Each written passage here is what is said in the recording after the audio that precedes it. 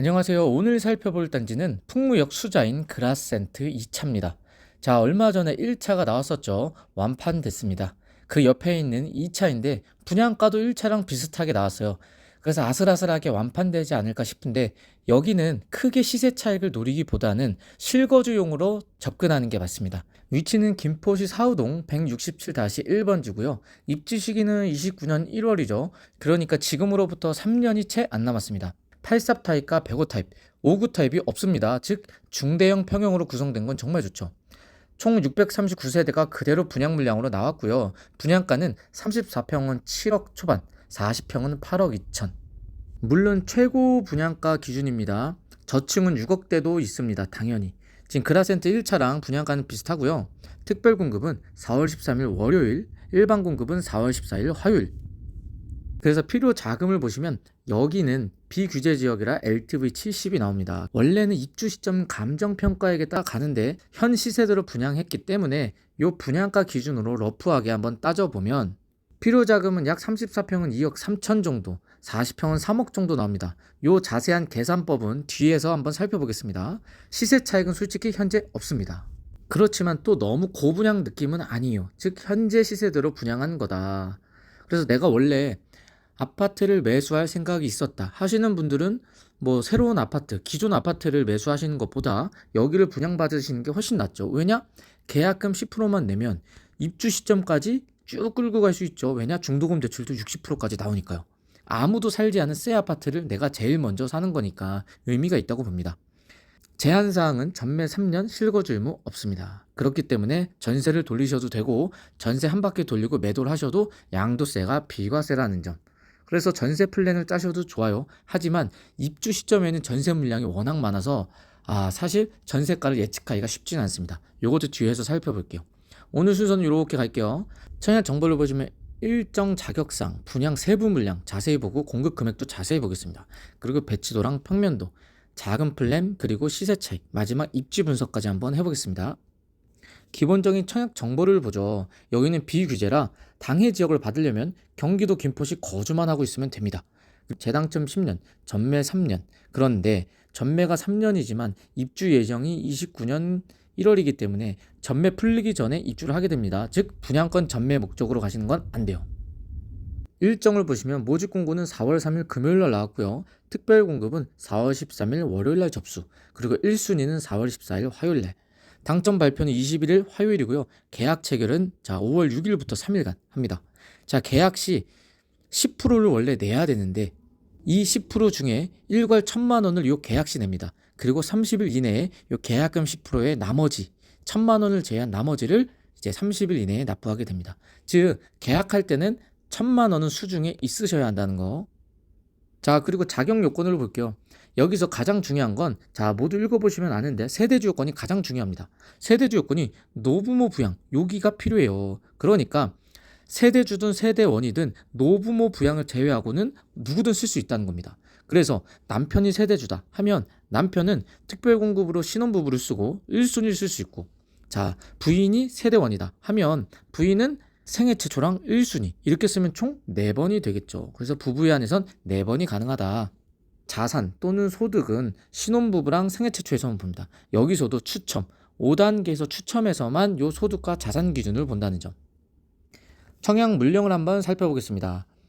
600세대가 넘는 단지다 보니 7개 동으로 이루어져 있습니다. 총 639세대, 입주 시기는 29년 1월 예정하고요. 639세대인데 보시면 84 타입과 105 타입 정말 심플합니다. 타입도 2개밖에 없어요. 딱 2가지로 되어 있고 총 공급 세대 수가 639세대인데 특별 공급은 349세대, 일반 공급은 290세대. 즉 특별 공급이 살짝 더 많네요. 그런데 재밌는 점은 대형 평형 105 타입 같은 경우엔 기간 추천 없고요. 신혼부부 없고요. 생애 최초 없고 105 타입이 있는 특별 공급은 다자녀랑 노부모 밖에 없다는 사실.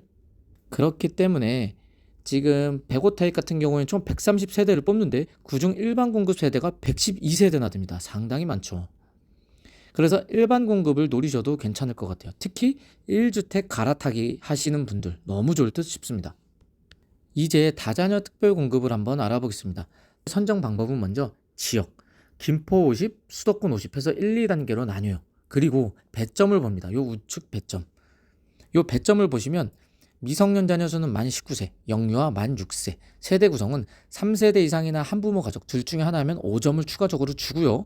무주택 기간 10년 이상이면 20점, 해당 시도 거주 기간, 거주하면 10년 이상 15점, 입주자 저축 가입 기간은 10년 이상이면 5점을 줍니다. 그래서 밑에 항목들은 채우기가 쉬워요. 하지만 위의 항목, 요 자녀 수는 모집 공고일 기준 내 자녀가 해당 나이가 넘었다 하면 점수가 뚝 떨어집니다. 그래서 요 점수를 한번 매겨보시는 걸 추천드립니다. 그리고 이렇게 배점을 매겼는데도 경쟁이 있다 하시면 미성년 자녀 수로 갑니다. 사실 로또 청약이 아니고서야 다자녀 특공 지원 자격이 아이 2명 이상 붙어져. 그래서 웬만하면 아이가 2명일 겁니다. 그래서 여기서도 만약에 판가름이 안 나면 청약자 연령으로 갑니다. 나이가 많을수록 선정될 확률이 높겠죠. 그리고 추첨. 보통은 요 4단계에서 다 판가름이 난다고 보시면 돼요. 특이점이 지역으로 1, 2단계를 나누는데 다자녀 특공에 한해서만 이렇게 1단계는 김포시 거주자에게 우선 물량을 주고요. 나머지 일반은 김포시에 살지 않아도 인천이나 서울 살아도 요 수도권 거주 물량 50%를 줍니다. 그렇기 때문에 내가 만약에 기타 경기나 서울을 산다 하시는 분들은 다른 특별 공급이나 일반 공급에서는 당첨 확률이 상당히 적어요. 아니요, 아예 없습니다. 미분양이 나지 않으면 사실 당첨 확률이 매우 적어요. 그렇기 때문에 내가 수도권이나 인천 사는데 그라센트 2차를 써야 한다라고 하시는 분들은 웬만하면 다자녀 특공을 쓰셔야 돼요. 하지만 아이가 2명 이상이셔야겠죠. 신혼부부 특별 공급 물량을 보겠습니다. 선정 방법 먼저 보겠습니다. 역시나 소득으로 먼저 봅니다. 이렇게 1, 2, 3, 4, 5단계. 그리고 순위를 나누는데 요거는 자녀 유무로 나뉘어요. 그런데 대부분 자녀 있으신 분들이 씁니다. 그래서 변별력 없고요. 지역은 김포시 우선으로 뽑으니까 다 김포시 위주입니다. 변별력 없고요. 그 다음에 경쟁이 있으면 자녀 수로 가는데 여기서 좀 갈려요. 로또 청약 같은 경우는 자녀 3명도 쓰십니다. 웬만하면 자녀 2명 컷이고요. 사실 시세 차익이 거의 없으면 자녀 1명 컷이기도 합니다. 그리고 나서 추첨. 사실 여기는 좀 간단한 게 105 타입은 물량이 아예 없고요. 84 타입 같은 경우엔 보통은 A에서 C, D로 타입을 세분화 시켜놨죠. 그런데 여기는 그냥 간단하게 84 타입으로만 정해져 있어요. 그래서 눈치 싸움 할 것 없이 내가 자금 여력이나 평형을 34평 하겠다 하시면 84 타입을 쓰시면 돼요. 그런데 84 타입 내에서도 이렇게 5단계로 나누는데 어떻게 나누냐? 자, 이렇게 나누면 1, 2단계는 신생아가 있으신 분들에게 우선 공급을 해줍니다. 신생아란 만 2세 미만 자녀예요. 그리고 3, 4, 5단계는 만 2세 미만 자녀가 없으신 분들을 위한 물량이고, 요 5단계는 아이가 있던 없던 자산 요건이 초과하시는 분들은 이렇게 5단계를 쓰셔야 돼요. 요 자산 요건이 초과하시는 분들은 꼭 부동산이 3억 3,100만 원 이하셔야 합니다. 반대로 말하면 요 1단계하고 4단계는 부동산이 3억 3,100만 원 넘으셔도 상관이 없어요. 요 부동산은 요 추첨에서만 봅니다. 그리고 잘 보시면 요 1단계와 3단계의 소득 분위가 이렇게 같죠. 100%, 120%로. 2단계와 4단계가 같아요. 140%, 160%로. 그래서 요거 알아두시면 되고요. 내가 1단계로 지원을 했다 하시면 이렇게 순위, 자녀 유무 보고, 지역 보고, 자녀 수 보고 추첨까지 했는데 1단계에서 떨어졌다 하시면 자연스럽게 2단계로 지원이 되고요. 떨어지면 3단계, 떨어지면 4단계, 마지막 5단계로 갑니다. 그래서 1단계, 신생아 우선으로 지원하시는 분은 5번의 기회가, 2단계로 지원하시는 분들은 만약에 낙첨 시 3단계로 가는 게 아니라 4단계로 갑니다. 왜냐? 자, 소득 분위를 보면 2단계보다 3단계가 더 팍팍합니다. 그래서 소득 분위 형평성 때문에 2단계 지원자들은 낙첨하면 3단계를 건너뛰고 4단계로 간다는 거. 그리고 또 낙첨되면 5단계. 즉 2단계를 쓰신 분들은 3번의 기회. 3단계는 낙첨되면 4단계, 낙첨되면 5단계. 3단계도 3번, 4단계는 2번, 5단계는 1번의 기회가 있다는 거. 자, 그리고 보시면 이렇게 소득 구분을 가져와 봤어요. 보통은 3인 아니면 4인이실 거기 때문에 여기 표 안에 다 들어오실 겁니다. 그래서 웬만하면 대기업 맞벌이 분들도 요 3인이나 4인 컷이 월 기준 1,400입니다. 그러면 연 기준으로 따지면 1억 7천 정도 되겠죠. 그래서 웬만하면은 다 신혼부부 특별공급에 지원을 하실 수 있을 것이라고 보여집니다. 그래서 요 표를 참고하셔서 내과에 맞는 단계를 파악하시고 지원해 보시길 바라겠습니다. 자, 생애 최초 물량을 보겠습니다. 여기도 선정 방법은 정말 간단해요. 소득, 여기도 신혼부부처럼 5단계로 나눕니다. 그리고 나서 지역인데 당연히 김포시 우선이니까 변별력 없고요. 바로 추첨 들어갑니다. 그래서 여기는 뭐 100점도 없고 뭐 아이수도 보지 않기 때문에 애매하신 분들은 그냥 여기 쓰시면 돼요. 여기도 일단 5단계로 나누는데 보시면 1, 2단계는 신생아가 있으신 분들 우선, 3, 4, 5단계는 신생아가 없으신 분들 일반입니다. 그리고 여기 소득분위를 보시면 신혼부부랑 다른 점이 있어요. 신혼부부는 외벌이 맞벌이 구분을 해놨죠. 여기는 외벌이 맞벌이 구분이 없습니다. 그냥 1단계는 130, 2단계는 160, 3단계는 130, 4단계는 160 이렇게 나뉘어요. 가장 크게 다른 점입니다. 헷갈리시면 안 돼요. 그리고 5단계 추첨은 혼인을 하셨거나 자녀가 있으시면 5단계 추첨은 160% 초과하셔야 돼요. 내 소득이. 만약에 혼인을 하셨거나 자녀가 있는데 160% 미만이다 하면 요 1, 2, 3, 4단계가 되겠죠. 그래서 160% 초과신 분들은 당연히 부동산이 3억 3,100만 원 이하여야 됩니다.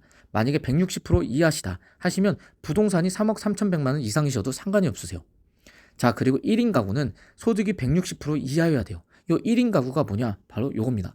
단독 세대냐 단독 세대가 아니냐. 단독 세대는 진짜 단독으로 살거나 아니면 동거인이나 친인척하고 사시는 분들을 단독 세대라 그래요. 그런데 이 단독 세대는 60제곱미터 이하만 지원이 가능해요. 그런데 여기는 84 타입밖에 없죠. 그렇기 때문에 단독 세대는 아예 생애 최초를 지원을 못 하십니다.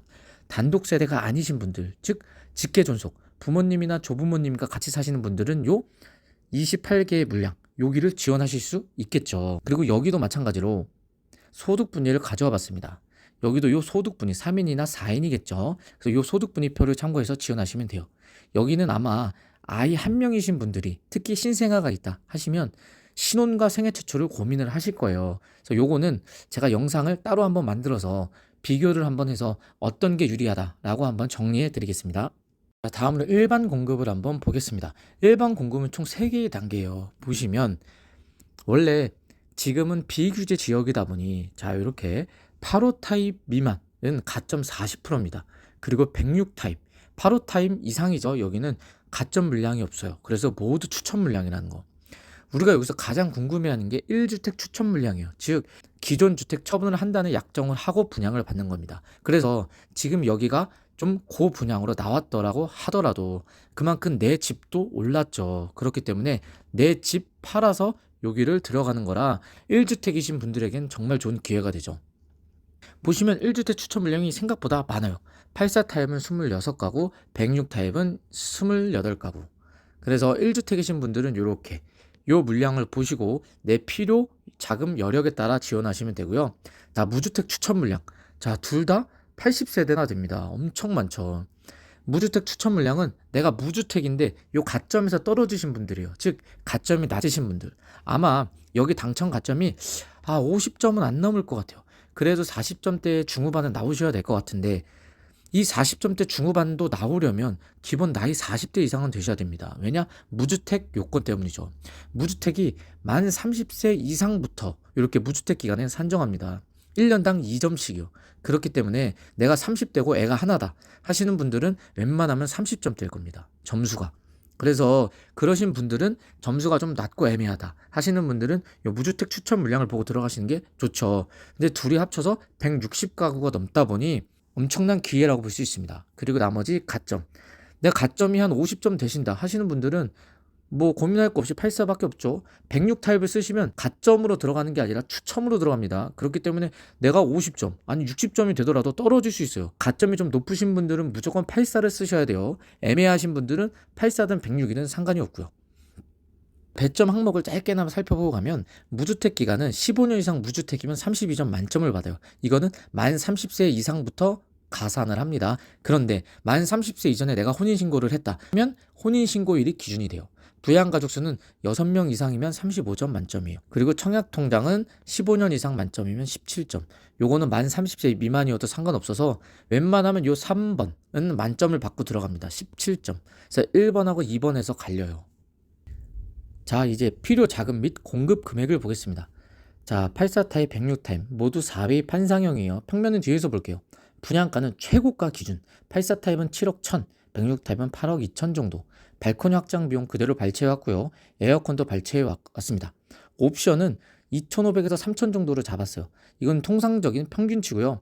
내가 만약에 현찰이 좀 부족해서 옵션을 아무것도 안 하겠다 하셔도 돼요. 그리고 나는 내 집 새 집이니까 옵션을 풀옵션으로 하겠다 하시면 요 평균 금액보다 500에서 1,000만 원 정도 더 들어갑니다. 유념하시고요. 이제 중도금 이자를 계산해야 되는데, 자, 밑에 보시죠. 자, 중도금 이자를 제가 계산해 봤어요. 지금 분양가가 요렇게 있으면 회차별 중도금이 10%씩 냅니다. 그렇기 때문에 10%면 7천만 원 정도 되죠. 중도금이 총 60%입니다. 그런데 이거는 중도금은 시공사 보증 대출이기 때문에 내가 연봉이 낮든 높든 휴직 중이든 아니든 내가 프리랜서든 무직이든 웬만하면 다 대출이 나옵니다. 왜냐? 시공사가 보증을 해줘서요. 그래서 계약금 10%, 중도금 60, 잔금 30인데 중도금 60% 모두 대출이 나와요. 그래서 대출 금액을 계산해 보면, 자, 회차별 중도금 여기에 곱하기 중도금 이자가 5% 정도 잡읍시다. 중도금 이자 5%. 근데 이게 연 이자니까 나누기 12 하면 월 이자가 되겠죠. 그리고 1회차가 26년 8월에 납부해요. 그런데 우리가 입주 시기가 29년 1월이죠. 그렇게 되면 29개월 후에 입주해요. 입주할 때까지 29번을 낸다는 겁니다. 그래서 요거를 계산하면 요 859만 원이 나와요. 그래서 1, 2, 3, 4, 5, 6회차 다 더하면 약 3천만 원이라는 이자가 나옵니다. 자, 106 타입은 3,500 정도가 나오네요. 그래서 숨만 쉬어도 요 이자만 3천만 원이 나간 겁니다. 그래서 필요 자금은 분양가, 발코니, 에어컨, 옵션, 이자 하면 84 타입은 7억 8천 정도, 106 타입은 9억 정도가 나옵니다. 즉 분양가 대비 84 타입은 약 7천만 원 정도가 늘었고요. 106 타입은 약 8천만 원 정도가 늘었네요. 여기서 만약에 내가 옵션을 거의 선택하지 않으면 요 총 합계 금액이 그만큼 낮아지겠죠. 자, 배치도를 간단하게 살펴보겠습니다. 여기가 바로 그라센트 2차입니다. 사후역이 여기 있고 한 500m 정도 거리 나오더라고요. 보시면 요 좌측으로는 초등학교랑 고등학교가 있고요. 우측으로는 그라센트 1차가 있다 보니 당연히 요 우측 동의 남동향은 뷰가 좋지 않겠죠. 그리고 밑에는 업무용지가 있는데 몇 층으로 들어오느냐에 따라서 요 앞열 뷰가 가리냐 마냐일 텐데 웬만하면 낮게 들어올 거예요. 여기 한번 보시면 요 청록색이 84 타입입니다. 84 타입은 뒤엔 열하고 우측에 배치되었고요. 105 타입은 자, 좌측 하단에 위치해 있습니다. 즉 이쪽에 105 타입이죠. 105 타입은 초등학교와 사후역과 가깝습니다. 그래서 위치상으로는 105 타입이 좋아 보여요. 게다가 105 타입은 요 1호 라인을 제외하고 모두 다 남서향을 보내요. 그리고 84 타입 같은 경우에는 요 뒤엔열을 배정받는다 하면 거의 대부분은 다 단지 뷰를 보게 됩니다. 그래서 84 타입은 요 101동 배정이나 아니면 105동 4호, 5호 라인이면 그나마 여기 초등학교, 고등학교 뷰가 나오겠죠. 그래서 해당 동을 배정받는 게 조망권은 가장 좋아 보입니다. 자, 평면도를 한번 살펴보겠습니다. 먼저 자, 이렇게 84 타입 먼저 볼게요. 84 타입은 4베이 판상형입니다. 4베이 판상형이란 뭐냐? 거실 필두로 방 3개가 거실과 같은 향을 봐요. 그래서 창 4개가 같은 향이다 해서 4베이가 됩니다. 그리고 판상형 특징이 주방과 거실이 이렇게 나란히 있어요. 그래서 요 복도가 원래는 거실과 주방이 아닌 복도여야 돼요, 여기가. 그런데 거실과 주방 사이에 있다 보니 거실과 주방 크기를 넓게 하는 효과가 있죠. 게다가 주방 창과 거실 창이 일직선상에 있다 보니 개폐를 하면 마통풍이 되죠. 이 판상형이었다면 요 작은 방 하나가 원래는 여기 안방 뒤에 붙습니다. 그래서 드레스룸이 작거나 없어요. 하지만 4베이는 여기 있어야 되는 작은 방이 여기에 붙다 보니 드레스룸이 이렇게 생깁니다. 그래서 상당히 넓죠. 34평 치고더라도. 그리고 너무 좋은 게 복도 팬트리와 현관 팬트리가 넓게 있습니다. 그래서 평면으로 보자면 정말 좋습니다. 그리고 105 타입을 보시면 105 타입 역시 4베이 판상형 똑같습니다. 역시나 40평형답게 알파룸이 있죠. 그런데 특이점은 알파룸을 들어가려면 안방에 들어갔다가 알파룸을 들어가야 돼요. 그래서 좀 독립된 공간이 아니기 때문에 요 점은 좀 아쉽습니다. 그래서 요 정도 방은 서재로 쓰이는 게 딱 적당해 보입니다. 그리고 주방 기준 우측에는 다용도실이 있고요. 좌측에는 이렇게 주방 팬트리가 있습니다. 너무 좋습니다. 그리고 드레스룸도 이렇게 넓게 잘 빠져 있고요. 현관 팬트리, 복도 팬트리 너무 좋습니다. 그래서 전체적으로 뭐 4베이 판상형 좋습니다. 게다가 역과 가까운 동, 그리고 조망권도 다 뚫려 있는 1열 라인 남서향 배치이기 때문에 좋아 보입니다. 자, 이제 작은 플랜을 한번 봐보겠습니다. 실거주할 때랑 전세를 줄 때 볼 수 있죠. 먼저 실거주할 때를 보겠습니다. 총 소요 비용, 아까 모든 부대 비용을 더한 값을 계산했었죠. 그걸 그대로 가져왔고요. 자, 저는 요 대출을 원래는 입주 시점 감정평가의 기준으로 대출 금액을 매깁니다. 그런데 여기는 현 시세대로 분양을 했기 때문에 입주 시점 감정평가액도 부대 비용을 다 더한 요 총 합계 금액 기준으로 했어요. 잔금 대출, 즉 주택담보대출 같은 경우엔 담보가 있는 대출이라 분양가보다는 무조건 많이 나옵니다. 그래서 부대 비용을 다 더한 총 합계 기준으로 대출 금액을 산정을 했고요. 그래서 LTV 70을 곱하면 자 요렇게 총 합계 금액, 대출 가능 금액을 제하면 총 소요 비용이 84 타입은 2억 3천, 106 타입은 3억 정도가 든다. 그리고 5억 5천 대출이 나오려면 부부 합산 연봉이 1억 정도, 6억이 나오려면 1억 1,500 정도가 필요합니다. 그리고 분양가가 여기는 6억 이상이죠. 그래서 정책 대출은 안 됩니다. 디딤돌이나 보금자리, 생애 최초 다 안 돼요. 하지만 84 타입에 한해서는 신생아 특례 대출은 가능합니다. 왜냐? 9억 미만이기 때문이죠. 전세를 줄 때를 한번 계산해 보겠습니다. 자, 예상 전세 시세를 한번 봐야 돼요. 자, 여기가 그라센트 2차인데 바로 뒤에 사후 아이파크가 있어요. 18년도 입주한 아파트인데 4억 1천에 형성되어 있습니다. 그런데 여기 입주할 때쯤이면 전세가 얼마일까요? 보시면 당연히 여기랑 연식이 10년 이상 차이 나요. 게다가 위치도 초품화 수준이고 사후역과 가깝고. 그래서 저는 진짜 보수적으로 4억으로 잡았어요. 왜냐? 소유권 이전 조건부 전세 대출이 금지됐기 때문에 올 현금 세입자를 받아야 돼요. 그러려면 전세 시세를 좀 낮춰야겠죠. 그래야 올 현금을 든 세입자가 들어오겠죠. 그래서 전세 시세는 보수적으로 잡아야 돼요. 그리고 2029년 정도 되면 입주 장애라 전세 매물이 생각보다 많을 겁니다.